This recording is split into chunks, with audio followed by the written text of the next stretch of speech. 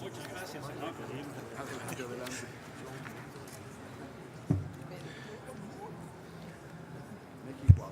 Muchas gracias, senador presidente. Muy buenas tardes a todas y todos, distinguida asamblea. La importancia y trascendencia de estas leyes obliga a una discusión estructural del modelo de seguridad pública que queremos para el país. En los últimos años, México como Estado ha hecho apuestas, esfuerzos muy importantes para crear estas instituciones y muy lamentablemente los resultados no son los que queremos. En los últimos 25 años creamos la Policía Federal Preventiva, creamos la Policía Federal, creamos la Agencia Federal de Investigaciones, creamos la Gendarmería Nacional y otras corporaciones.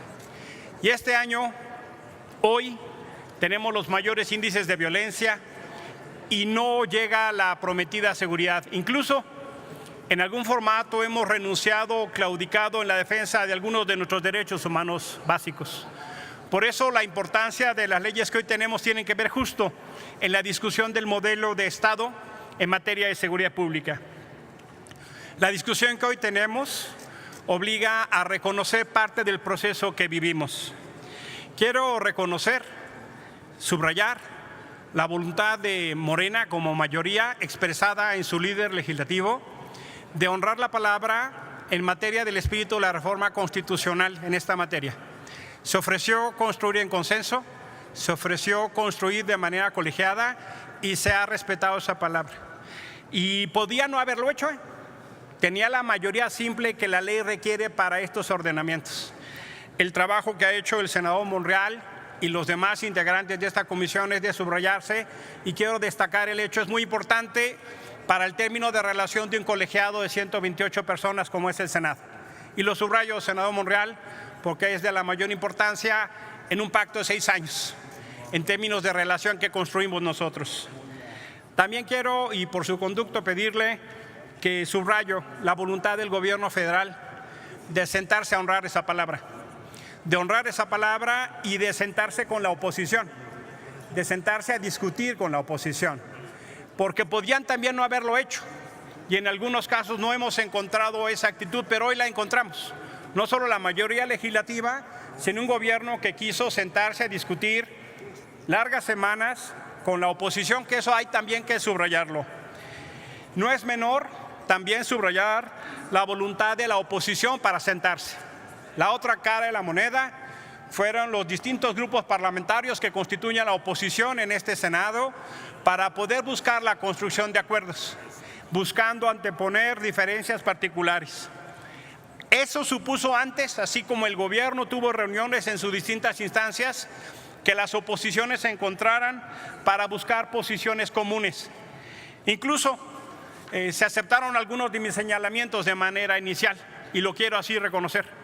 Algunos de mis señalamientos específicos en materia de estándares internacionales, buenas prácticas u otros factores han sido incorporados y quiero así señalar. Yo estuve de inicio en la instalación de la mesa, estuve en una sesión y me parece que eso es vital. Voy a subrayar solo 2 de las ideas que han sido retomadas. Por ejemplo, en lo que corresponde a la Ley Nacional del Registro de Detenciones y la cadena de custodia, para poder plasmar en la ley que este instrumento nos va a servir para combatir la tortura, los tratos crueles, inhumanos y la desaparición forzada. Ha quedado plasmado en la ley y eso es de la mayor importancia. Todos los organismos internacionales han señalado que el momento de la detención es un momento crítico para violaciones graves a los derechos humanos. Esto ha sido incorporado a la ley y lo quiero reconocer. Y también quiero reconocer que se haya establecido como requisito que para ser nombrado comandante de la Guardia Nacional se tenga la restricción de no haber sido observado por violaciones graves a los derechos humanos.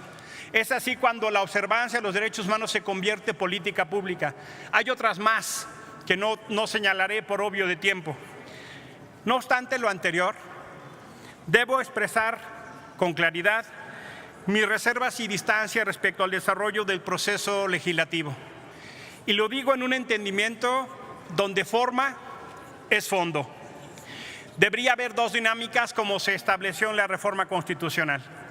Una reforma para aprobar la ley de la Guardia Nacional y otra que tenemos incluso un mes extra para aprobar las leyes de alcance nacional, como son el uso de la fuerza, el registro de detenciones o las modificaciones al Sistema Nacional de Seguridad Pública.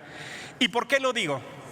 Lo digo porque la discusión de la Guardia Nacional está avasallando la discusión sobre la seguridad pública en el país. Está sesgando, está distorsionando la discusión. La importancia de la Guardia Nacional o la expectativa colocada en la Guardia Nacional está sesgando la discusión y no nos permite aprovechar en sentido correcto la oportunidad histórica de lo que significa repensar la seguridad y la responsabilidad que supone para las entidades estatales.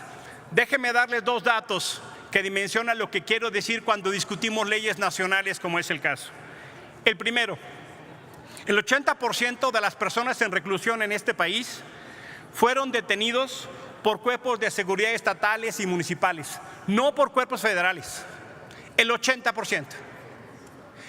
Y de las 32 entidades que constituyen la República Mexicana, solo 5 tienen leyes específicas en materia de uso de la fuerza. Habrá algunas leyes que lo mencionen, pero específicamente solo 5.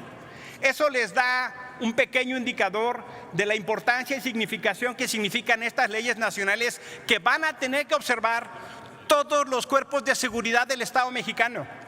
Policías estatales, municipales, fiscales, reclusorios e incluso quienes realicen detenciones administrativas como lo marcan estas leyes.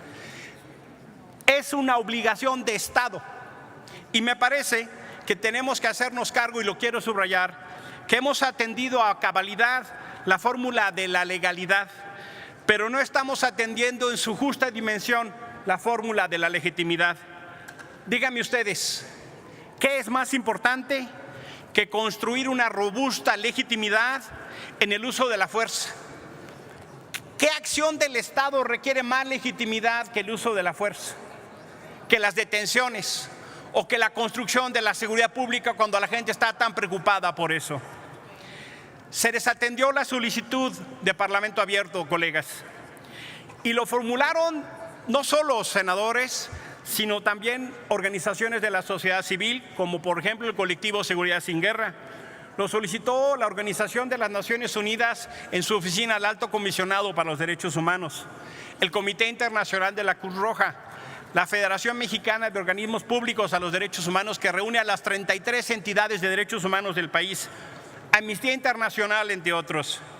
Y si bien hubo un ejercicio aquí de Parlamento Ciudadano, el colectivo Seguridad Sin Guerra se reunió acá la semana pasada, en realidad, como dijo la directora de Amnistía Internacional, se traiciona la representación popular si no se legisla de manera colectiva. Y más allá de los actores citados, quiero decirles, compañeros, que en esta discusión no citamos a un solo funcionario estatal en materia de seguridad, no citamos a un solo policía para escuchar qué tiene que decir quien va a aplicar la ley, no escuchamos a un fiscal, no escuchamos a un actor municipal o estatal, que mucho tienen que hacer en esta materia.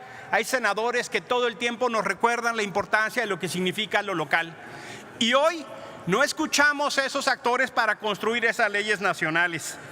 Y por supuesto, yo les pregunto, colegas, ¿cómo esperamos que esos servidores públicos se apropien de estas leyes si no son convocados? ¿Cómo esperamos que los distintos niveles de gobierno atiendan su responsabilidad si no son escuchados para legislar? En realidad, lo que quiero dejar muy claro es que este proceder se aleja, por no decir traiciona, del espíritu del Parlamento Abierto que esta legislatura debería tener como un término de relación permanente. El Parlamento Abierto, colegas, no es un confeti que alegra y adorna el proceso legislativo. El Parlamento Abierto es un instrumento de participación efectiva y es un término de relación, de transparencia y de combatir la opacidad. Las leyes nacionales suponen discusiones nacionales. Y por supuesto que también es momento de atender nuestras obligaciones internacionales. Hay 7 sentencias de la Corte Interamericana que hacen referencia a estos temas. 7. La última El caso Alvarado y otros hace referencia inclusive de generar observatorios y mecanismos de observación. En las 4 leyes, colegas, no hay un solo mecanismo de control ciudadano, de monitoreo, de observación ciudadana y de participación. No vamos a cambiar las instituciones de seguridad si no ponemos controles efectivos de las instituciones de seguridad. Necesitamos construir en las instituciones de seguridad instituciones de la democracia. Y termino para dejarlo con mucha claridad. Necesitamos en este momento histórico asumir que la construcción de las instituciones de seguridad pública son instituciones de la democracia. Termino, senador presidente. Para mí es indispensable como senador romper la inercia de autorreferencial, donde nosotras como senadores y senadores felicitemos nuestros consensos, celebremos nuestros acuerdos, pero la gente no sepa qué se legisla, donde la gente no legisle con nosotros. Y por eso para mí es tan importante. Termino, senador presidente. Sí, por favor, gracias. Tenemos que hacernos cargo de la crisis de confianza que hay en el Senado, en los partidos políticos y en los legisladores. El Parlamento abierto es una forma para construir esa confianza. No quiero terminar sin agradecer a todas las organizaciones ciudadanas que hicieron llegar todos sus aportes a este ejercicio de Parlamento abierto ciudadano. Y también debo decir que los alcances aquí construidos no los quiero minimizar. No quiero minimizar el trabajo de la comisión en su capacidad y su dignidad, como dije de inicio. Fueron largas jornadas, largas sesiones. Reconozco los aportes y reconozco la dificultad de un Parlamento abierto, pero no conozco otra manera de construir legitimidad. Reconociendo esos aportes, reconociendo esos trabajos, quiero anunciar que yo voy a votar en abstención. Reconozco, senador Monreal, reconozco a los coordinadores parlamentarios, pero en mi lógica de representación ciudadana no puedo acompañar esta manera de construir leyes. Por su atención, muchísimas gracias. Gracias, senador Álvarez y Casa.